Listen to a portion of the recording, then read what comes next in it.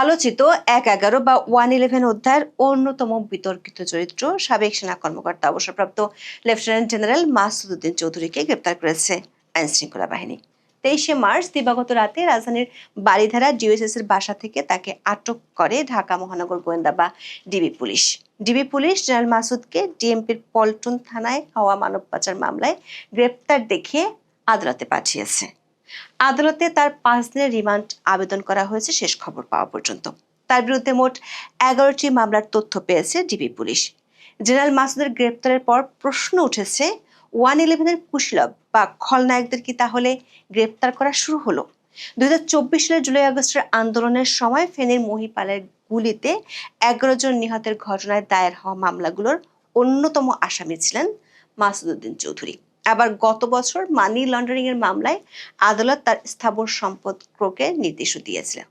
স্বাভাবিকভাবে আলোচনার জন্ম দিয়েছে 2 বছর ধরে গ্রেপ্তার এড়াতে সক্ষম হওয়া সাবেক জেনারেল মাসুদকে কেন গ্রেপ্তার করা হলো। বিশেষ করে 111-এর সময় বর্তমান প্রধানমন্ত্রী তারেক রহমান সহ অনেক রাজনীতিবিদদের উপর নিপীড়ন আর -2 থিওরি বাস্তবায়নে পর্দার আড়ালের খলনায়কদের একজন ছিলেন এই সাবেক জেনারেল। কিন্তু সেখানেও প্রশ্ন আছে।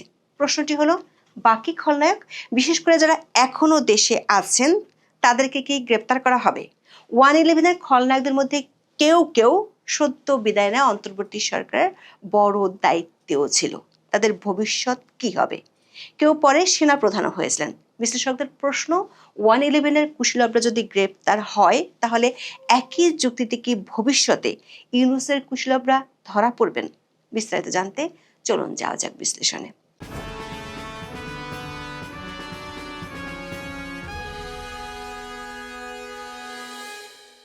2006 সালে বাংলাদেশের নির্বাচনের জন্য তত্ত্বাবধায়ক সরকারের প্রধান কে হবেন, এই ইস্যুতে শুরু হয়েছিল আন্দোলন। সেই আন্দোলনের ধারাবাহিকতায় দেখা দিয়েছিল ভয়াবহ রাজনৈতিক সহিংসতা। তারই ধারাবাহিকতায় 2007 সালের 11ই জানুয়ারি ঘটে নাটকীয় রাজনৈতিক পরিবর্তন। জারি হয়েছিল জরুরি অবস্থা, যা 1-11 বা 111 নামে পরিচিত বাংলাদেশের রাজনীতিতে এক নতুন অধ্যায় তৈরি করেছিল। আওয়ামী লীগ সহ সমমনা দলগুলোর দাবি অনুযায়ী তখনকার প্রেসিডেন্ট ইয়াজউদ্দিন আহমেদ 11ই জানুয়ারি প্রধান উপদেষ্টার পদ থেকে সরে দাঁড়িয়ে জরুরি অবস্থা ঘোষণা করেছিলেন। একই সাথে তিনি ওই বছরের 22শে জানুয়ারি যে নির্বাচন হওয়ার কথা ছিল সেটি বাতিল করেছিলেন। এর সূত্র ধরে ক্ষমতায় এসেছিল সেনা সমর্থিত তত্ত্বাবধায়ক সরকার, যার প্রধান হয়েছিলেন বাংলাদেশের কেন্দ্রীয় ব্যাংকের সাবেক গভর্নর ডক্টর ফখরুদ্দিন আহমেদ। আর তখন সেনা প্রধান ছিলেন জেনারেল মইনু আহমেদ। ওই সময় জেনারেল মইনুর যে কয়টি ডান হাত ছিল, তাদেরই অন্যতম ছিলেন মাসুদ উদ্দিন চৌধুরী। জরুরি অবস্থা জারি ও সেনা সমর্থিত তত্ত্বাবধায়ক সরকার প্রতিষ্ঠার পেছনে যেসব সামরিক কর্মকর্তা প্রভাব বিস্তার করেছিলেন, তাদের মধ্যে অন্যতম ছিলেন মাসুদ উদ্দিন চৌধুরী। তখন কথিত ছিল তিনিই ছিলেন নাটের গুরু। তৎকালীন সেনাপ্রধান জেনারেল মইনু আহমেদের ঘনিষ্ঠ সহযোগী হিসেবে তিনি কার্যত গুরুতর অপরাধ দমন সংক্রান্ত জাতীয় সমন্বয় কমিটির প্রধান ছিলেন। এই কমিটির মাধ্যমে যৌথ বাহিনী পরিচালিত দেশের শীর্ষ রাজনৈতিক ও ব্যবসায়ীদের গ্রেপ্তার, জিজ্ঞাসাবাদ এবং দুর্নীতির মামলায় জড়ানোর প্রক্রিয়া চালানো হয়। 1-11 পরবর্তী সময়ে সবচেয়ে আলোচিত বিষয় ছিল -2 ফর্মুলা, যার মাধ্যমে আওয়ামী লীগ ও বিএনপির শীর্ষ নেতৃত্বকে রাজনীতি থেকে সরানোর চেষ্টা হয়েছিল বলে অভিযোগ রয়েছে। 111 সরকার প্রথম 2 মাসে 150 জনের বেশি রাজনীতিবিদ এবং ব্যবসায়ীকে আটক করা হয় দুর্নীতির অভিযোগে। আওয়ামী লীগ সভানেত্রী শেখ হাসিনা ও বিএনপির চেয়ারপারসন খালেদা জিয়াকে কারাগারে যেতে হয়। তার 2 মাস পার হওয়ার আগেই গ্রেপ্তার করা হয়েছিল তখনকার বিএনপির সিনিয়র যুগ্ম মহাসচিব ও খালেদা জিয়ার পুত্র তারেক রহমানকে, যিনি পরবর্তীতে লন্ডনে চলে যান। বিশেষ করে গোয়েন্দা হেফাজতে নিয়ে তারেক রহমানের উপর অমানবিক নির্যাতনের অভিযোগ আজও রাজনৈতিক বিতর্কের কেন্দ্রে রয়েছে, যেখানে মাসুদ উদ্দিন চৌধুরীর মুখ্য ভূমিকা নিয়েও প্রশ্ন উঠেছে। এই মাসুদ উদ্দিন চৌধুরীকে ঢাকা মহানগর গোয়েন্দা পুলিশের একটি দল 23শে মার্চ দিবাগত রাতে রাজধানীর বারিধারার একটি এলাকা থেকে গ্রেপ্তার করেছে। তার বিরুদ্ধে মোট 11টি মামলার তথ্য পাওয়ার কথা জানিয়েছেন ডিবির অতিরিক্ত কমিশনার শফিকুল ইসলাম। এর মধ্যে ফেনী জেলায় 3টি মামলা বিচারাধীন রয়েছে। সেসব মামলায় তিনি পলাতক থাকায় তার বিরুদ্ধে গ্রেপ্তারি পরোয়ানা জারি করা হয়েছে। ফেনী জেলায় আরও 3টি মামলা এবং ডিএমপিতে 5টি মামলা সহ মোট 8টি মামলার তদন্ত চলছে। এছাড়া তার বিরুদ্ধে দুদক এবং সিআইডিতে একাধিক অভিযোগ তদন্ত করা হচ্ছে। শফিকুল ইসলাম জানান, গ্রেপ্তার হওয়া সাবেক এই জেনারেলের বিরুদ্ধে ডিএমপির বনানী, পল্টন, কোতোয়ালি, মিরপুর ও হাতিরঝিল থানায় হত্যার চেষ্টা, মানব পাচার প্রতিরোধ আইন ও মানি লন্ডারিং সংক্রান্ত গুরুতর অপরাধে মামলা রয়েছে। প্রাথমিকভাবে তাকে ডিবির তদন্তে থাকা পল্টন থানার মামলায় গ্রেপ্তার দেখিয়ে আদালতে পাঠিয়ে 5 দিনের রিমান্ড চাওয়া হয়েছে। পল্টন থানার মামলাটি মানব পাচার মামলা। জেনারেল মাসুদ ওই মামলার 3 নম্বর এজাহারভুক্ত আসামি। এই মামলায় মোট 101 জন আসামি রয়েছে। মাসুদ উদ্দিন চৌধুরী 1975 সালের 1 মে বাংলাদেশ সেনাবাহিনীতে যোগদানের মাধ্যমে তার কর্মজীবন শুরু করেছিলেন। 2007 সালের 11 জানুয়ারি যখন সেনা সমর্থিত তত্ত্বাবধায়ক সরকার দায়িত্ব নেয়, তখন তিনি বাংলাদেশ সেনাবাহিনীর 9ম পদাতিক ডিভিশনের প্রধান বা জিওসি ছিলেন, যা তাকে ক্ষমতার কেন্দ্রে নিয়ে আসে। একই বছর তিনি মেজর জেনারেল থেকে পদোন্নতি পেয়ে লেফটেন্যান্ট জেনারেল হন। তিনি সশস্ত্র বাহিনীর প্রিন্সিপাল স্টাফ অফিসার বা পিএসও হিসেবে দায়িত্ব পালন করেন। কথিত আছে, সে সময় মাসুদ উদ্দিন চৌধুরী তার অধীনে সেনা ব্যাটালিয়নের সহযোগিতায় বঙ্গভবনের নিয়ন্ত্রণ গ্রহণ করেন। তখনকার সেনা প্রধান জেনারেল মইনু আহমেদ তার স্মৃতিচারণ নিয়ে লেখা শান্তির স্বপ্নে বইয়ে লিখেছেন, 3 বাহিনীর প্রধান, সশস্ত্র বাহিনী বিভাগের পিএসও এবং ডিজিএফআই এর ব্রিগেডিয়ার জেনারেল বারী রাষ্ট্রপতি ইয়াজউদ্দিন আহমেদের সঙ্গে সাক্ষাৎ করেছিলেন। এক পর্যায়ে তার সঙ্গে সেনাপ্রধান জেনারেল মইনু আহমেদের সঙ্গে মতবিরোধ দেখা দিলে 2008 সালের 2রা জুন তাকে সশস্ত্র বাহিনীর প্রিন্সিপাল স্টাফ অফিসার থেকে defence services command and staff কলেজের কমান্ড্যান্ট পদে এবং 8 জুন পররাষ্ট্র মন্ত্রণালয়ে বদলি করা হয়।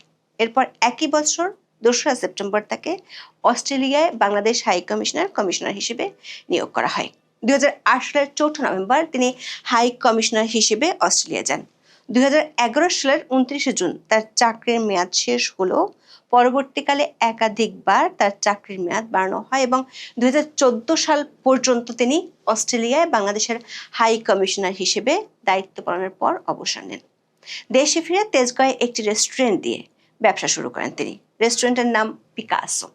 সেনাবাহিনীর চাকরি শেষে 2018 সালে তিনি সাবেক রাষ্ট্রপতি হুসেইন মোহাম্মদ এরশাদের নেতৃত্বাধীন জাতীয় পার্টিতে যোগ দেন এবং একাদশ জাতীয় সংসদ নির্বাচনে ফেনীর 3 আসন থেকে সংসদ সদস্য নির্বাচিত হন। পরে তিনি পার্টির চেয়ারম্যান হুসেইন মোহাম্মদ এরশাদের প্রতিরক্ষা বিষয়ক উপদেষ্টা হিসেবে নিয়োগ পান। জেনারেল মাসুদ পারিবারিকভাবে সাবেক প্রধানমন্ত্রী খালেদা জিয়ার আত্মীয়। তার ছোট ভাই সাইদ ইস্কান্দারের ভাইরা ভাই।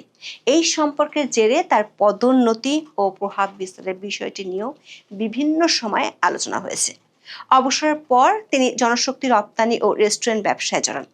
মালয়েশিয়ার শ্রমবাজারের কারসাজি ও প্রতারণার অভিযোগ রয়েছে তার বিরুদ্ধে। গত বছরের 25 আগস্ট মাসুদ উদ্দিন চৌধুরী সহ 33 জনের বিরুদ্ধে 100 কোটি টাকা অর্থ পাচারের অভিযোগে মামলা করে পুলিশের অপরাধ তদন্ত বিভাগ বা সিআইডি। তার বিরুদ্ধে হাজার হাজার কোটি টাকা পাচারের অভিযোগ রয়েছে। আদালত তার স্থাবর সম্পত্তি ক্রয়ের আদেশ দেন। মাসুদ উদ্দিন চৌধুরী গ্রেপ্তার হওয়ার পর অনেকে সামাজিক মাধ্যমে আশঙ্কা করছেন 1/11-এর সময় হওয়া নির্যাতনের প্রতিশোধ নিতেই তাকে গ্রেপ্তার করা হয়েছে। সেটি হলে প্রশ্ন ওঠে, শুধু কি মাসুদ উদ্দিন চৌধুরী, নাকি এই গ্রেপ্তারের তালিকায় আরও অনেকে আছেন? হঠাৎ করে জেনারেল মাসুদের গ্রেপ্তার আবার 1/11-এর ঘটনাগুলোকে আলোচনায় নিয়ে এসেছে, কারণ গত অন্তর্বর্তী সরকার আমলেই এই সাবেক জেনারেলের বিরুদ্ধে মামলা হয়েছিল। 2024 সালের জুলাই আগস্টের আন্দোলনের সময় ফেনীর মহিপালে গুলিতে 11 জন মারা যায়। ওই ঘটনায় দায়ের হওয়া মামলাগুলোর অন্যতম আসামি ছিলেন মাসুদ উদ্দিন চৌধুরী। কিন্তু তিনি গ্রেপ্তার হননি, ফলে দীর্ঘ সময় গ্রেপ্তার এড়িয়ে যাওয়ার পর অবশেষে তার আটক হওয়া নতুন করে আলোচনা জন্ম দিয়েছে। প্রশ্ন হলো, 1/11-এর খলনায়ক বা কুশীলব আরও আছেন। তাদের অনেকে দেশের বাইরে আছেন, আবার অনেকে দেশের মধ্যে আছেন। তখনকার প্রধান উপদেষ্টা ডক্টর ফখরুদ্দিন আহমেদ আছেন যুক্তরাষ্ট্রের মেরিল্যান্ড স্টেটের পটোম্যাকে। সেখানে তার 2টি বাড়ি আছে। একটিতে সস্ত্রীক থাকছেন, অন্যটিতে থাকেন তার কন্যার পরিবার। স্থানীয় একটি প্রতিষ্ঠানে শিক্ষকতা করেই তার দিন কাটে। 1/11-এর সময়কার সেনাপ্রধান জেনারেল মইনু আহমেদ অবসর নেন আওয়ামী লীগ সরকার ক্ষমতা আসার পর 2009 সালের মাঝামাঝি।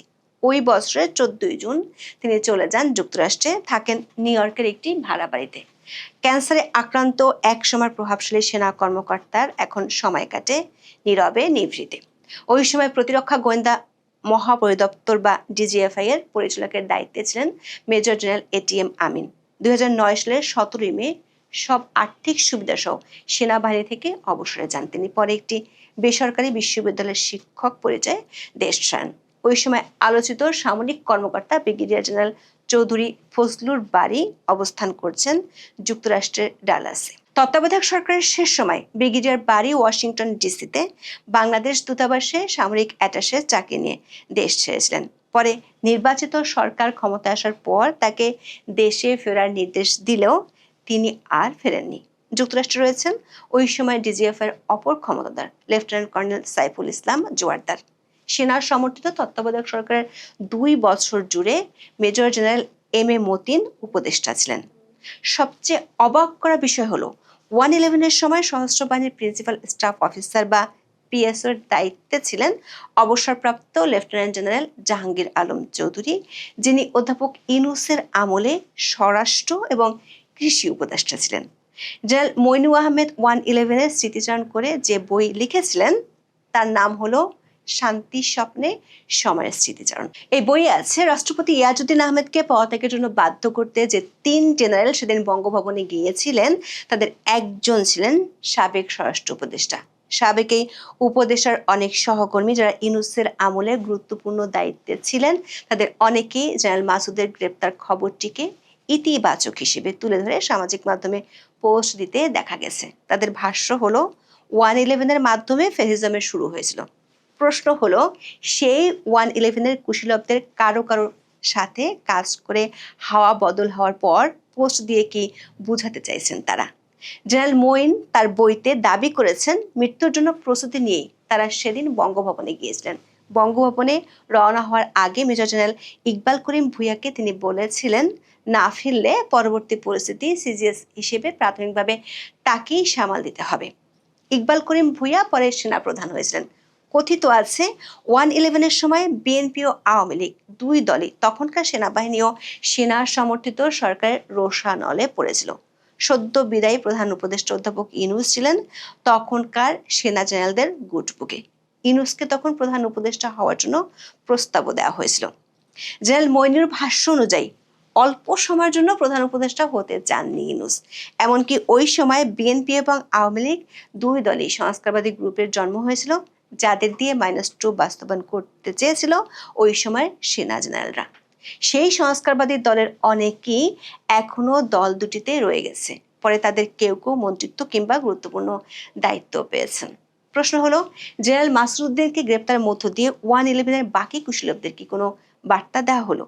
বিশ্লেষকরা মনে করেন 1/11-এর অন্যতম কুশীলব মাসুদুদ্দিন চৌধুরীর গ্রেপ্তার বাংলাদেশের রাজনীতিবিদদের বাইপাস করে দেশ চালানোর স্বপ্ন দেখা সব পক্ষের জন্য একটি কঠিন সতর্কবার্তা। তারা মনে করেন রাজনৈতিক সরকার একসময় ফিরে আসে এবং ফিরে এলে হিসাবও চায়, সেটা 10 বছর পরে হোক কিংবা 20 বছর পরে। দর্শক, শুধু 111 নয়, 2024 সালের 5ই আগস্টের পরও বাংলাদেশে বিরাজনীতিকরণের চেষ্টা হয়েছিল বলেও অনেকে মনে করেন। 111-এর কুশীলবরা যেমন চেয়েছিলেন নিজেদের প্রভাবে নিজেদের মতো করে সরকার চালাতে, তেমনি ইউনূসের আমলেও একটি পক্ষ চেয়েছিল নির্বাচন না দিয়ে বছরের পর বছর ক্ষমতায় থাকতে।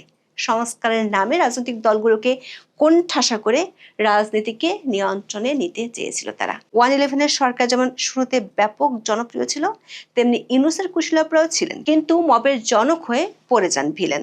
রাজনৈতিক বিশ্লেষক আসিফ বিন আলী লিখেছেন, যে যুক্তিতে 1/11-এর সরকারের কর্মকাণ্ড, নির্যাতন এবং রাজনৈতিক কৌশল বিচারের আওতায় আসতে পারে, ঠিক সেই একই যুক্তি ভবিষ্যতে ইউনূসের অন্তর্বর্তী সরকারের কিছু ব্যক্তির ক্ষেত্রেও প্রযোজ্য হয়ে উঠতে পারে। এখন এ পর্যন্ত। সবাই ভালো থাকুন, সুস্থ থাকুন, নিরাপদে থাকুন। দেখা হবে আগামী পর্বে।